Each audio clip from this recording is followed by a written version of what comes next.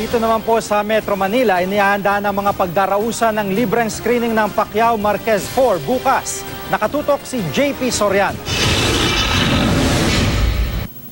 Sa bungad pa lang ng Dapitan Sports Complex, may nakabalandra ng Pacquiao Marquez signage. Sa loob nakapwesto na ang puting projector screen kung saan ipapalabas ng live at libre ang laban nina Pacman at Juanma. Alas 8 ng umaga bukas, mag-uumpisa ang libreng public viewing. Hanggang 4,000 tao ang kasya rito. Sa San Andres Sports Complex naman, nakapwesto na rin ang screen projector na may sukat na 16 by 24 feet. Last year, na-estimate namin, nasa 10 to 12,000 eh.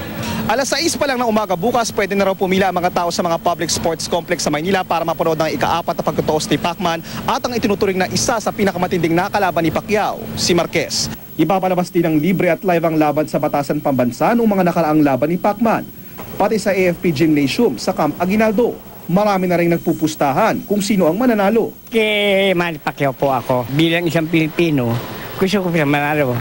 Matalo po yung pera ko, okay lang po. May chance si Marquez, malaki. JP Soriano, nakatutok, 24 oras.